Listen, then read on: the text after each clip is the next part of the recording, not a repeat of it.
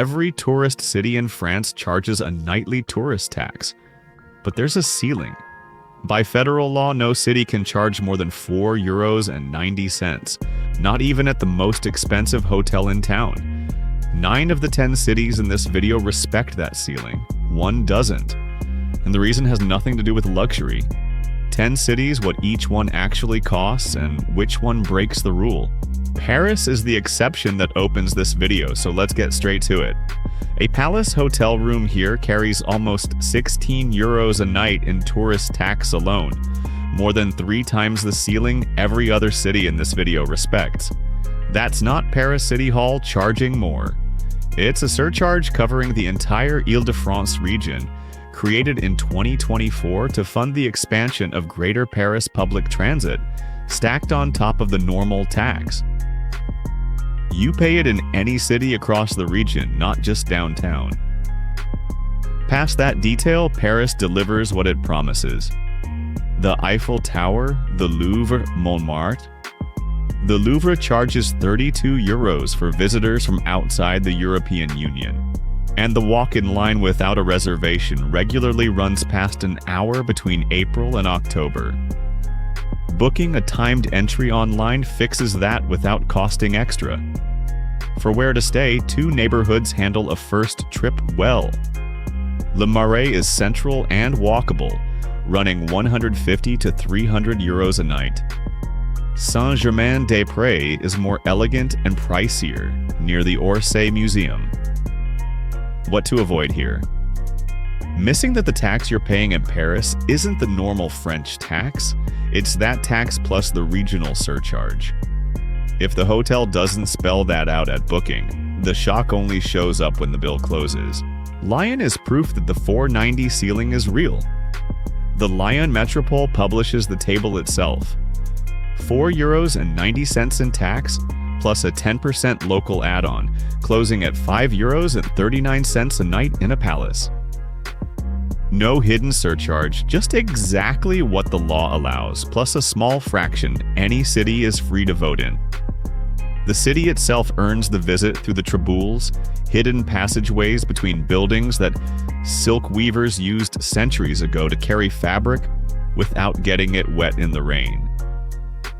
Most carry no sign at all. Part of the fun is wandering Vieux Lyon with a map and peeking through open doors. Up above, the Fourvière Basilica delivers the best panoramic view in the city for free. For food, a bouchon, the traditional Lyonnais bistro, serves a full meal for 15 to €20. With dishes like quenelle and Lyonnais salad you won't find outside the region. What to avoid here? Comparing Lyon's tourist tax to Paris's and assuming one is expensive and the other cheap by the same measure. Lyon charges the legal ceiling. Paris charges the ceiling plus a surcharge that doesn't exist in any other city in this video. Annecy is called the Venice of the Alps, and the nickname isn't a stretch. The Thiou Canal cuts through the historic center, mountains on both sides, and one of the cleanest lakes in Europe. The most popular thing to do is a boat tour of the lake, starting around $60 for an hour, or dinner cruise with a full menu for about €70. Biking around the lake is popular too, with day rentals running around $20. Here's the warning that applies to the whole country. July and August pack Annecy and prices climb right along with the crowds. Booking a boat or a restaurant ahead stops being a suggestion and becomes a requirement. September delivers the same scenery, the water is still warm, and the historic center runs at half the crowd. What to avoid here? Picking travel dates by weather alone and ignoring the French calendar. August is when the country itself goes on vacation. Bakeries and neighborhood restaurants in small towns close for weeks, even while the major sites stay open. That applies to Annecy and to this entire trip. Nice delivers the postcard of the French Riviera. The Promenade des Anglais, 7 kilometers of seafront boardwalk, lined with palm trees, free to walk or bike all day. The Old Town, Vieux Nice, is where the food happens. Coursalea turns into a fresh produce and flower market every day except Monday, when it becomes an antiques market instead. The local specialty is socca, a chickpea pancake baked in a wood-fired oven, 1 to 2 euros on the street, climbing to 3 to 5 at a famous tourist spot like Chez Pipo. Climbing up to the Colline de Château by stairs or the free elevator delivers the best 360-degree view of the city without paying a cent for it. On the tourist tax, Nice charges 6 euros and 43 cents a night in a palace, above the national ceiling because its department votes in its own surcharge, but nowhere close to Paris's level because it doesn't have the regional layer that only exists around the capital. What to avoid here? Paying 5 euros for a socca near the Promenade and thinking that's the normal price. 1 block into the old town, the same dish costs a third of that. Marseille is France's oldest port, founded by Greeks 600 years before Christ, and it's still the heart of the city. The Vieux Port, full of fishing boats, is a free starting point for walking. Boat trips out to the Calanques, turquoise coves surrounded by white cliffs run between $53 and $158 depending on the length. This is where the most expensive trap in French food lives. Real bouillabaisse, the fish stew that's practically a 2-part culinary ritual, costs between 30 and 65 euros a person at a serious restaurant. If you see bouillabaisse advertised for 25 euros right on the edge of the Vieux Port, be suspicious.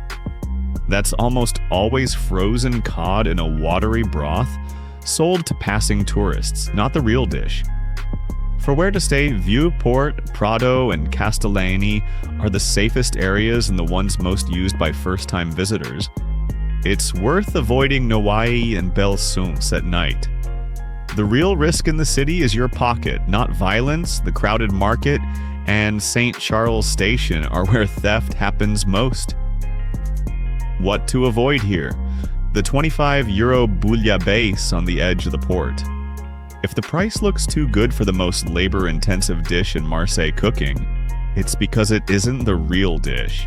Toulouse is called the Pink City for the brick tone covering nearly every historic building downtown, a light effect that shifts color as the sun moves through the day. The Capitole, home to City Hall and the City Theatre, opens its ceremonial halls for free, gilded ceiling and period paintings included. The Saint Sernin Basilica, the largest Romanesque church still standing in Europe, doesn't charge admission either. On food, the dish that defines the city is cassoulet, a slow-cooked stew of white beans, sausage, and duck or pork. At a neighborhood bistro near the Capitole, a plate runs 14 to 22 euros. At the more traditional brasseries on the square, the price climbs to 30 or 40. And Le Bibonte, this year's World Cassoulet champion, sits right there. For where to stay, the historic center around the Capitole handles a first trip well. Saint-Cyprien across the river delivers the more bohemian side of the city, with a local market and views over the Garonne. What to avoid here? Assuming any expensive cassoulet is automatically the best one, the cheaper neighborhood bistro plate is usually just as good as the one at the trendy brasserie. The price difference is more about the address than the beans. Bordeaux was synonymous with wine for centuries before it became a tourist destination, and the Cité du Vin, the city's wine museum, turns that history into an experience. Admission runs 20 euros for adults, with a glass included at the building's rooftop viewpoint, and under 10 euros for anyone under 17. The whole city is surrounded by vineyards, and a simple tasting at a chateau starts at 12 euros, climbing with the level of the wine and the pairing. A full food pairing tasting can run past 90. For where to stay, Saint-Pierre, the historic center, is the most practical base for a short first trip, close to the Grand Theatre and Place de la Bourse. Chartrons delivers more of a village feel, small shops and a slower pace. What to avoid here? Booking a vineyard tour, assuming it has to be expensive to be good. A simple €12 tasting at a smaller chateau usually teaches you just as much as an expensive one. The price difference is more about the pairing than the quality of the wine. Strasbourg sits right on the German border, and it shows in the architecture, the food, and the language across the whole city. The Grande Ile, a UNESCO World Heritage Site, has a Gothic cathedral with an astronomical clock at its center, one of the tallest medieval structures still standing in Europe. The dish that defines the city is tarte flambée, a thin crust topped with cream, onion, and bacon. Baked in a wood-fired oven and served by the slice, 8 to €12 at a restaurant, straight out of the oven. The prettiest neighborhood to walk, and the most photographed, is Petite France. Half-timbered houses leaning over a canal, at its best at night when the light reflects off the water. The tourist tax here lands close to €5.40 in a palace. Once again, almost exactly the legal ceiling, plus the small local add-on, the same pattern as Lyon. What to avoid here? Rushing through Strasbourg on a quick stopover, assuming Petite France takes 20 minutes to see. The neighborhood rewards hours of slow walking, and the late afternoon light completely changes the color of the houses on the water. Colmar is the smallest of the 10 cities in this video, and it works as a breather between Strasbourg and everything else. The kind of city that's fully covered on foot, no rush required. The nickname is Little Venice, for the part of the historic center where the Lauch River cuts between colorful half-timbered houses. A boat ride along the canal is the calmest way to see the city, with flower-covered facades reflected in the water. Colmar is also considered the wine capital of the Alsace route, surrounded by vineyards on both sides. There's no single paid attraction that dominates the visit here. The plan is to walk, get lost in the stone streets, and forget the tight schedule of the bigger cities for a few hours. What to avoid here? Trying to squeeze Colmar in as a 1-hour stop between 2 other destinations. The city is small, but it rewards a full afternoon of slow walking. Rush through it, and you leave feeling like you saw nothing, when really you just never stopped. Lille closes out the geographic route right near the Belgian border. By train, it's about 41 minutes to the other side, which explains why the city has a Flemish feel running through a lot of its architecture and food. Vieux Lille is fully walkable. The Grand Place, with the old 17th century stock exchange, now an open-air used book market and a chess meetup spot in summer. All of it free to see. On food, the most memorable dish is Carbonade Flamande, a beef stew made with beer instead of wine, a direct cousin of Boeuf Bourguignon.